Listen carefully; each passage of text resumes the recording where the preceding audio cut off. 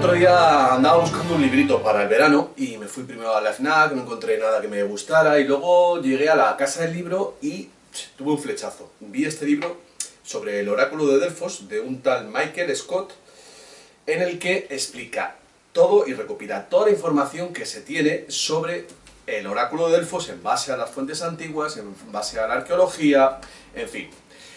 Lo que he hecho, lo que vais a ver a continuación es una interpretación, insisto, una interpretación a partir de datos oficiales, de datos fidedignos, de datos científicos, datos aceptados por la historia oficial, en base, bueno, pues a la técnica, a la propuesta que estoy lanzando de que realmente no ha cambiado la manera de gobernar desde la antigüedad, que no hay un lapso, una interrupción a partir de la Revolución Francesa, sino que se gobierna de la misma manera. Y bueno, lo que hago es trazar una conexión entre la actualidad y la historia, ¿vale? Un poco en la línea de lo que hice con la serie Dinero y Dios. Así que, dejando bien claro la manera, la técnica, el protocolo que voy a seguir, son datos. Los iré leyendo en función de lo que pueda, pero lo que no voy a hacer es... Esto es un vídeo, esto no es un artículo, entonces, bueno, pondré referencias y el que quiera, pues, tener toda la información, que se lea este libro, de verdad, es buenísimo. Y yo lo que voy a hacer es interpretarlo en base a lo que sabemos hoy día sobre el verdadero gobierno y el gobierno secreto, ¿vale?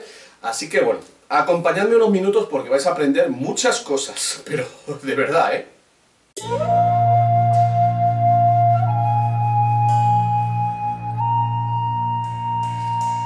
Bueno, para comenzar, lo mejor es situarse en lo vulgar, ¿no? En lo que todo el mundo conoce del oráculo de Delfos. Por ejemplo, lo que yo conocía, que era bastante poco, la verdad, antes de leer el libro. Bueno, básicamente habréis oído hablar del oráculo de Delfos en términos, pues, son como míticos, ¿no? Era un lugar donde se profetizaba, donde iban los reyes, los emperadores a saber lo que iba a suceder en el futuro, y de allí ha nacido, por ejemplo, la palabra pitonisa. Pitonisa viene de Pitias, que eran las sacerdotisas de ese lugar que se convirtió en un oráculo, en un lugar donde se recibía una información para el futuro, ¿vale? Esto es lo que todo el mundo sabe. El origen histórico de este oráculo fue una cueva, un lugar, un agujero en el suelo, donde unos pastores entraron en tiempos que ahora pondré, cuando empiece a desvelar toda la información, del cual emanaban unas fragancias, un humo que hacía que estos pastores se conectaran con el mundo de los sueños. Después, a partir de ahí, ese lugar quedó como un lugar de adoración a Febo Apolo, al dios Apolo, que era hijo de Zeus, que a su vez había matado a su padre Cronos. Esta historia de Apolo es casi calcada a la de Marduk, con Enlil, creo que era, y Anu. Es decir, que se podría trazar un paralelismo, y esto es muy importante, entre Marduk y Apolo. Pero es que este Apolo se llamaba Febo Apolo. Febo. Propuesta. No deja de ser una propuesta, pero Febo y Efebo están muy cercanos. O sea, y la manera en que se representa a Apolo, siempre apolinio, como un Efebo, me da, sospecho, lanzo esta teoría, insisto, esto no lo puedo demostrar, vamos a ir diferenciando cuándo sí, cuándo no, que aquí podemos empezar a comprender o a conectar con toda esta historia pederástica de las diferentes religiones alrededor del mundo, donde, como vimos en la serie Dinero y Dios que hice hace unos años, bueno, también se pueden encontrar resonancias en la historia de los reyes David y Saúl, ¿vale? Que también tiene un aspecto profético ambos. Entonces, recopilamos. Es un lugar que, bueno, en el paso de los años, en los últimos decenios, esta manera de profetizar en base a estos humos ha sido captada o ha sido recuperada por la gente, bueno, de la línea de Terence McKenna y de Robert Graves, los psiconautas y toda esta gente, bueno, que correlaciona la historia de las religiones con la toma, la ingesta bueno, pues ya sea de plantas o hongos alucinógenos. No me posiciono. Puede ser, no digo que no, esto está comprobado que las culturas chamánicas del Cáucaso, Sudamérica y del Amazonas lo han tenido, lo dejamos ahí, ¿vale?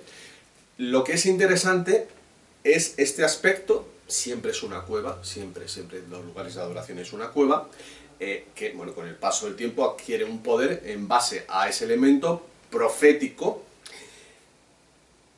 ¿De dónde procede esa profecía? Bueno, pues como digo, hay unos grupos que dicen que procede de esa conexión con los psicotrópicos.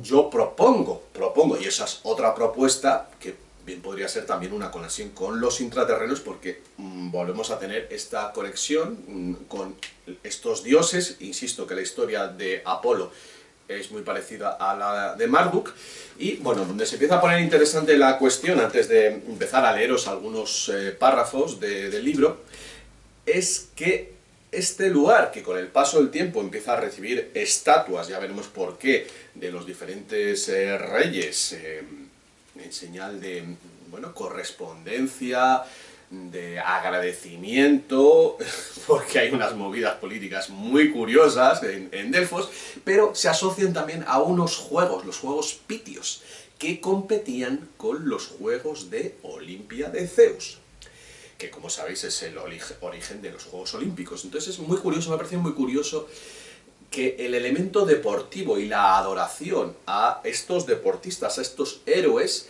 se combina en este caso con el aspecto musical. Hay unos juegos también musicales, o sea, está deporte y música, y a mí me recuerda mucho al tema de la Eurovisión y el Festival de la OTI. Yo estoy por asegurar, el Barón de Coubertin, el recuperador de los Juegos Olímpicos 1894, era un masón, y bueno, pues por ahí podemos entender todo este tema de la adoración a estos ídolos musicales, que ya lo empezamos a ver desde estos tiempos remotos en la antigua Grecia. Un detalle más. Parece, en base, como digo, a lo que dice este señor Michael Scott, que esta adoración procede de la cultura minoica de Creta, que a su vez los historiadores conectan con Babilonia y bueno, con estos cultos de Oriente Medio. Entonces podemos entender un poco, yo creo, cómo la cultura griega, que se desarrolla en buena parte a partir, como veremos, del oráculo de Delfos, el poder, porque se articula a partir de ahí toda la política, a su vez tiene una conexión histórica y divina, religiosa, mediante, bueno, pues este culto a Apolo, que bien podría haber sido traído por la cultura minoica, a su vez conectada con Oriente Medio. Y ¿por qué no? ¿Por qué no? Hay gente que lo propone, eso, insisto, son propuestas, que la cultura minoica sería un remanente de aquella ancestral cultura atlántida. Bueno, pues vamos a meternos ya en harina a ver qué cosas sucedían en este oráculo de Delfos.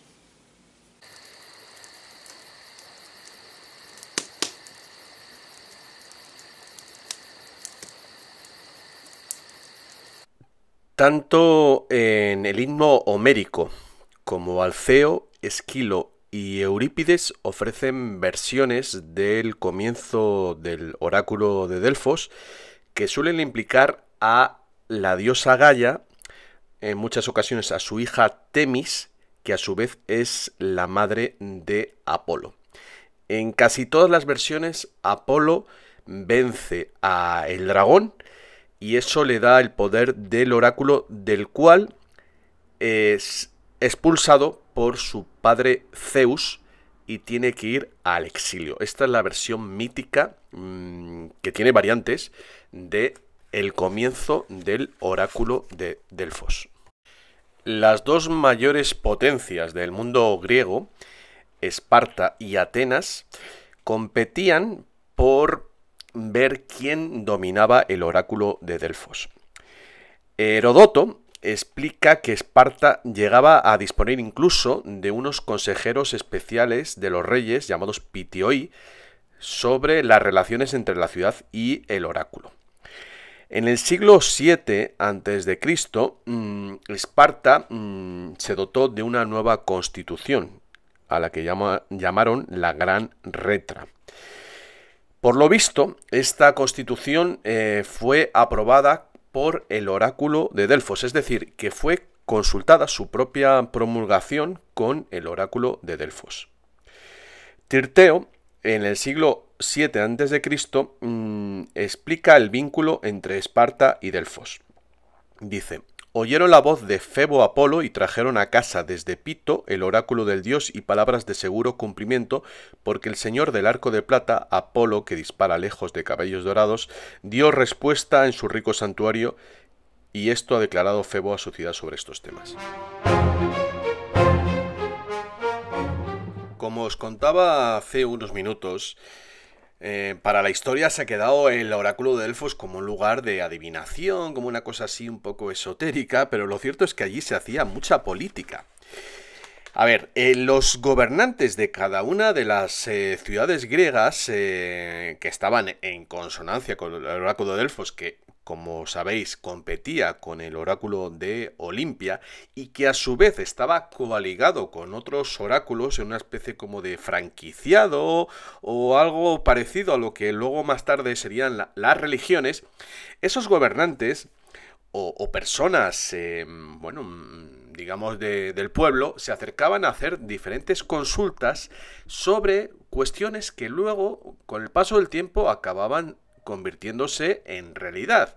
Pero lo que hay que preguntarse es que si el oráculo realmente profetizaba o había algún contubernio, que esta es mi tesis, dentro del oráculo que hacía que se cumplieran aquellas cosas que profetizaban, muy en la línea de lo que hoy podría ser el Club Bilderberg, que expone lo que va a suceder, porque ahí se reúnen los tipos, los mandatarios, que a su vez estarán gobernados por otros, que han decidido cuál es el destino del planeta, o como la revista The Economist, las famosas portadas de la revista The Economist, que en los últimos años pues se está tomando como una especie de oráculo. Bueno, algunos ejemplos. Entre las páginas 86 y 90 del citado libro Delfos de Michael Scott, nos enteramos, por ejemplo, que un hombre de Corintio llamado Etión consultó al oráculo sobre su incapacidad para engendrar un hijo, y el oráculo le dijo que crearía un bebé que sería la piedra rodante que caería sobre los gobernantes absolutos e impartiría justicia desde Corinto. Bueno, pues qué casualidad que en la segunda mitad del siglo VII este hombre tuvo un hijo que se llamó Cípselo, que acabó siendo el tirano de Corinto. Y bueno, fue otra vez al oráculo y le dijo que, reinaría, pero a partir de una determinada fase de su descendencia perdería ese trono. Nos quedamos con la duda de si realmente el oráculo profetizó o, como digo, hubo un contubernio ahí en ese consejo de la antifictionía, que es el consejo, de garantes del oráculo de Delfos, compuesto por representantes de las diferentes ciudades griegas, que vendría a ser como una especie de parlamento, y que hay gente que ha comparado con las actuales Naciones Unidas, que vendría a ser como un antecedente. Más ejemplos. El famoso rey Midas, de que lo convertía todo en oro, de Frigia, según dice Heródoto, ofrendó en Delfos el trono real en el que se sentaba para impartir justicia. Pero tenemos también al rey Giges de Lidia, que consultó a finales del siglo VIII a.C. y el oráculo arbitró en una disputa sobre el tono de Lidia a favor de este Giges. El contenido de estas profecías, estas consultas, que también las había de tipo, digamos, personal o doméstico, pero estas políticas que la que nos interesan más, llevaba incluso a la hora de decidir la colonización por parte de estas ciudades griegas, que como sabéis formaban una especie de liga, cuando se querían expandir por otras regiones. Entonces volvemos a la cuestión, la tesis o la disyuntiva que a mí me parece fundamental a la hora de enterarnos de qué fue realmente el oráculo de Delfos. Si cuando, por ejemplo, el señor Calcis preguntaba acerca de, bueno, si tenía que ir a conquistar una fértil llanura llamada Lelantina, y el oráculo de Delfos le decía A o B, esas consultas se convertían posteriormente en colonias de estas ciudades griegas. Nos preguntamos si realmente lo que había allí eran pues unas pitonisas o una especie de analistas políticos, como puedan ser, bueno, pues cuando se decide si se invade Siria o Irak actualmente. Como digo, la expansión de Grecia en estos siglos, estamos hablando del siglo VIII, siglo VII, siglo VI antes de Cristo, en la que, bueno, Grecia fue una potencia que compitió con Persia en este lado del Mediterráneo por su expansión. Tuvo mucho que ver el oráculo de Delfos, porque era el que creaba unidad, el que generaba unidad, un sitio religioso que a su vez cobraba un impuesto por cada una de estas consultas y recibía donativos en forma de arte o de joyas. Estas famosas estatuas, pues hoy sabemos que se erigían como agradecimiento por parte de estos gobernantes por, bueno, pues una buena profecía. Pero claro, volvemos a lo mismo. ¿Era una profecía o era una aprobación a lo que estos gobernantes habían decidido hacer previamente? Esta es la cuestión. En el gobierno de Delfos hay una figura muy importante que son los arcontes. Los arcontes epónimos. El arconte es una figura que encontramos en otras ciudades griegas que viene a ser, la traducción más acertada es la de un gobernador. Esta es la traducción, digamos, laica.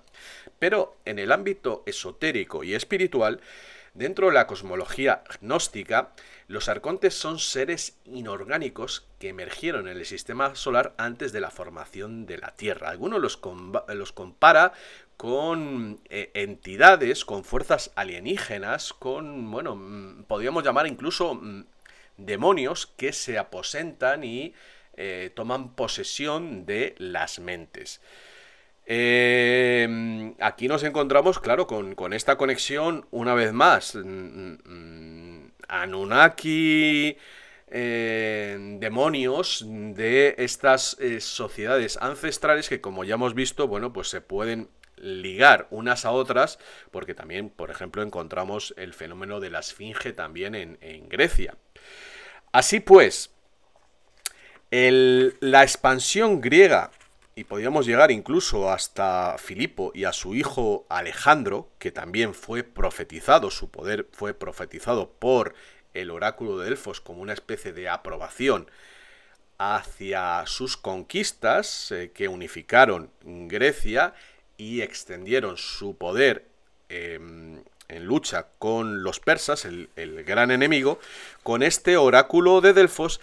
Y lo que me parece más interesante, o una de las cosas que me parecen más interesantes del libro de Michael Scott, es su conexión con Roma.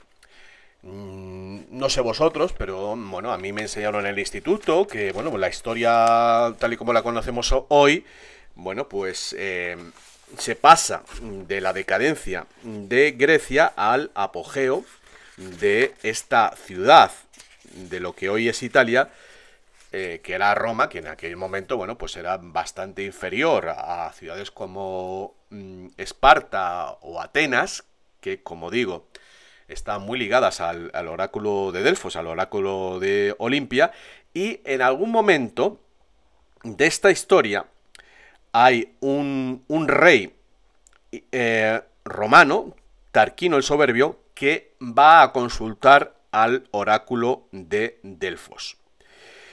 A partir de ahí, a partir de esta consulta, que insisto, para nosotros hoy Roma es Roma y Grecia es Grecia, pero en aquel momento Grecia y lo que hoy es Italia formaba parte toda de una misma comunidad, o sea, estaba Siracusa, había colonias griegas en lo que hoy es Nápoles o en la bota de Italia, y bueno, una de esas ciudades, que bueno, sí, tenía otra lengua, pero rendía culto a esa cultura mayor, que era la cultura griega, de la que, como todos he sabido, heredaron dioses, y bueno, como vimos en el vídeo censurado, que espero que lo veáis, sobre existió una conspiración histórica contra los homosexuales, los dioses y las costumbres griegas fueron importadas por Roma. De manera que, y esta es mi tesis particular, Roma, el Imperio Romano, es una continuación de este poder religioso que nace a su vez de Creta, de la cultura minoica, y que procede de Delfos, al cual es un lugar que incluso cuando ya había perdido su máximo apogeo, seguían rindiendo culto generales y reyes romanos. Por ejemplo, está la anécdota de Nerón, que donó una estatua, como hacían tantos dirigentes, a Delfos, y participó en los Juegos Pitios y ganó todas las pruebas. Como digo, bueno, pues podemos extraer que también estos juegos circenses de Roma son otra herencia de Grecia, y a partir de ahí la recuperación en el Renacimiento de la cultura antigua de Grecia y de Roma, de alguna manera, vuelva a ser mi tesis, recupera el culto a estos dioses. Y bueno, pues ya vimos con el movimiento hippie cómo pues estos cultos dionisíacos, bueno, ahí aparece el logotipo de Isis, bueno, volvieron a resurgir.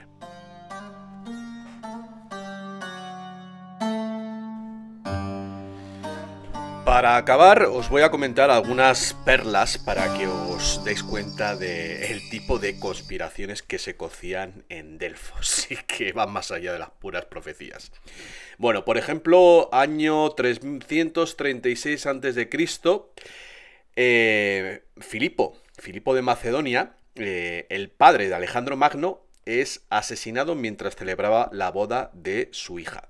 Por lo visto, la sacerdotisa, la Pitia, había profetizado el acontecimiento con estas palabras cuando Filipo había ido a consultar acerca de su conquista de Persia. Dijo: el toro está cubierto de guirnaldas, el final se acerca, el sacrificador está próximo.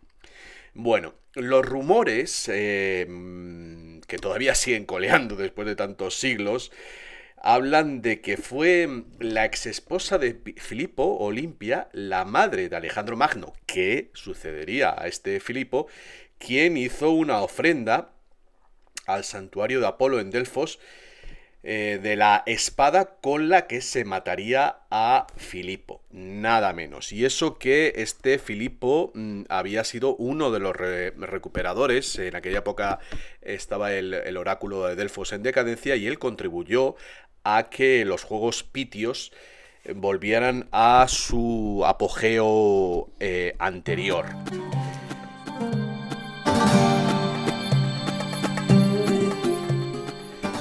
Pasamos al 174 a.C., cuando Perseo aplasta una rebelión tribal en Macedonia, y el tal Perseo usó Delfos como escenario para sus actividades más siniestras, incluido el asesinato de su enemigo y patrocinador de Delfos, el rey Eumenes II de Pérgamo, quien en 172 a.C.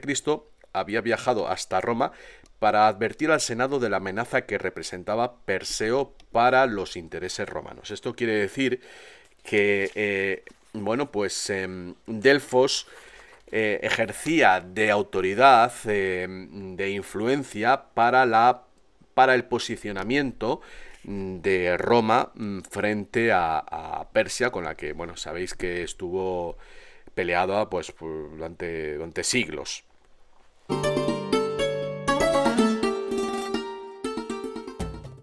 También había corrupción. En el pues año 117 antes de Cristo, se constata que hubo una reunión urgente de la Antifictionía porque se había detectado que un grupo de ciudadanos de Delfos relacionados con el hijo de Diodoro habían usurpado una serie de objetos pertenecientes a Apolo para satisfacer intereses particulares, es decir, una corrupción. De manera que hubo 13 ciudadanos de Delfos que se acercaron a Roma para hablar en el Senado romano y pedir su apoyo, y de esta manera pues el procónsul romano de Macedonia presionó a la Antifictionía para que actuase rápida y adecuadamente en esta situación. Y bueno, se recuperó ese tesoro que se había incautado. Después de todo lo reflejado, parece que Delfos solo fue un asunto político, pero no es así. En toda esta historia de estas 400 estupendas páginas escritas por Michael Scott, también hay lugar para la magia, porque lo cierto es que uno comprueba que aquellos que saquearon Delfos, en muchos casos sufrieron calamidades, terremotos, condiciones climáticas extraordinarias, y un ejemplo de ello fue cuando Delfos fue saqueado, al igual que otras ciudades griegas, en el año 84 a.C., por los ilirios, y después, poco tiempo después, sufrieron una plaga de ranas y una serie de terremotos que expulsaron a estas tribus celtas de sus hogares. Con lo cual, bueno, pues el misterio acerca del poder de Delfos continúa ahí, y bueno, pues yo no soy quien para dilucidarlo por completo, pero desde luego algo sucedía ahí importante que justificó el que durante tantos años fuera un lugar de culto. Resumiendo, Delfos nos da claves para entender una vez más cómo el poder político y el poder religioso, en este caso oracular, esa conexión con los dioses, el poder de la profecía, que ya vimos con José, ministro del faraón, y que nos conecta ese mundo antiguo del este del Mediterráneo con Grecia y Roma, que, como he demostrado, no es más ni menos que otra colonia desarrollada a partir del oráculo de Delfos, y que esta manera de gobernar a partir del poder religioso, con esa conexión geopolítica, bueno, pues nos conecta también con los impuestos y con estas riquezas que acabaría atesorando una religión que, bueno, conecta con el Imperio Romano, como es la religión cristiana y el catolicismo derivado del Vaticano.